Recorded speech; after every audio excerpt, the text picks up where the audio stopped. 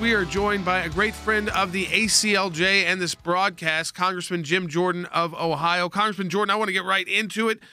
Title 42, the Biden administration, even though you've got even two Democrat U.S. senators from Arizona that pleaded with the administration not to do it, they are dropping the Title 42 protection program at the southern border at the end of May, which is when immigration and illegal migration increases exponentially because it's, quote, the warm season.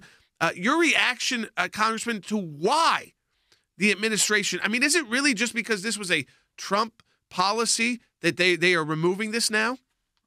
Who knows? But what we do know now is there's no way to interpret this other than this is intentional. I would say a year ago, a year ago in March, we had the highest month on record for illegal crossings of migrants until the month of April, and then April was the highest month until May. May was the highest month until June. June was the highest month until July. I mean, 2 million in a 1 year's time, and now they're going to take away something that's helped us stop people and actually have something of a presence on the border to limit the 2 million, and they're going to take that Title 42 away. So it's intentional, it's deliberate, it makes absolutely no sense. But everything the Biden administration has done makes no sense, and that's why everything's a mess. And they got 63% of the country thinks we're on the wrong track. I kind of want to meet the 37% who do, because I mean, who are these people who think anything's going right? Hey, Congressman, it's Jay Sekulow here, and I wanted to ask you. First of all, I appreciate so much your service to the country, and it's been great working with you for so many years. But I want to get the situation on the border. We do reports to the United Nations, and we talk about the influx of sex trafficking that is impacting literally every country on the globe. I mean, there's no country immune from this.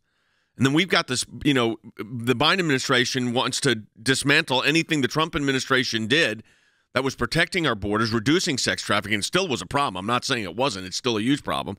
And then you add the fentanyl to it, produced by the Chinese, sent over through the drug cartels in Mexico to the United States, and that's impacting just about every family in the United States. So I understand politics, and you and I live in that world. But, there would be a part where you would think just human compassion would say, shut this down. Yeah, because we all know communities, we all know families and individuals who've been impacted by fentanyl and lost a loved one in their family.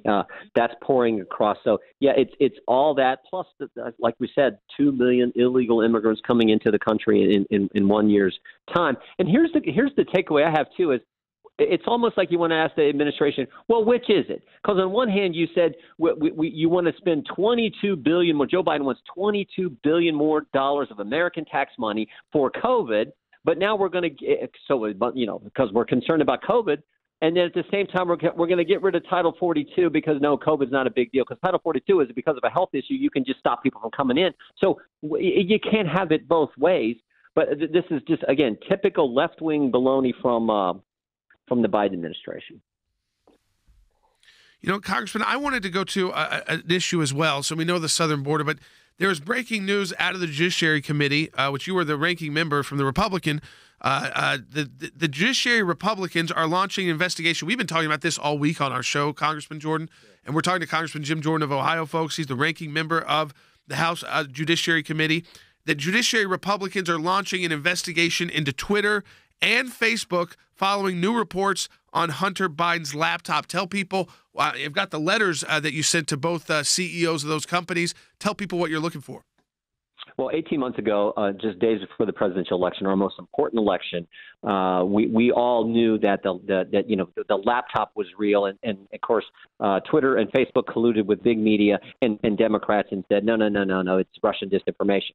So now we know, because the Washington Post and New York Times are writing about it. The laptop was real. The eyewitness Hunter Bobolinsky was certainly real. The email documents were real. It was all true. And I think the big takeaway for me right now is, why is the media suddenly coming forward and telling us, oh, yeah, we've confirmed what we all knew was true a year and a half ago? I think there's a big question there. What's the motivation behind the media now coming clean? But our concern is the fact that Twitter and Facebook, working with the big media, the legacy media, said, we're going to keep this information from the American people. I mean, truly a conspiracy. Oh, and it wasn't just Twitter and Facebook, and it wasn't just big tech and big media. it was, and Democrats, it was also 51 former intelligence people who wrote the letter. I mean, you talk about a conspiracy to keep valuable, critical information from the voters, from we the people, in the run-up to the most important election we have. So we've asked Twitter, we want to know all the communications you had regarding this. How did you make this decision? Why did you do this? And let's hope that we get that information. You know, I want to say something on this because, Congressman, we've been battling with Facebook for the last couple of months. We had one whole series of posts labeled false by Facebook, and partly false, I should say. And I was reading the indictment from the Durham investigation. I have as you remember, I have a vague familiarity with that since I was the president's counsel at the time, right? Okay, so then they say partly false, and then we pound back and say nope. Here's this, and this, and they say, oh, you're right. We're going to remove those. Meanwhile, they sent notices to could be millions of people. I have no idea. We have 8 million people collectively on our Facebook pages, and then this month. We get one labeled. I'm trying to think what they said about that one. I think that one they said, was that one just false? And it was a case we were actually handling. They said the legislation was not up in the Maryland House. They said it hadn't been introduced. There were no hearings. Our lawyers had testified at the hearings. And then they say, whoops, you're right, but it's still, we think there's a problem of context. So these big tech companies hide behind Section 230 and get away with anything they want. Yep. Yeah, and we got to change that. Look, Lord willing, if we get the majority, we are going to work on legislation, have legislation that overhauls 230, takes away their liability protection. Now, the bad news is Joe Biden's not going to sign it, but we're still going to pass those good things so that we can help frame up the 2024 race when I hope President Trump runs, and I think he's going to, and I think he's going to win. But we will focus on we will have legislation, Republicans, if we're given the majority, to deal with Section 230. That's just one step, and other things we have to do in that area. But yeah, the power they have, and so. But this one was amazing because we're talking literally days. We're talking late October when you have an eyewitness come forward, and you have text message, or excuse me, you have emails that say 10% for the big guy. And the same big guy who just, as you know, with the impeachment, Jay, the same big guy who pressured Ukraine to fire the prosecutor because the prosecutor was looking into the company Burisma, the same company that was paying Hunter Biden thousands of dollars.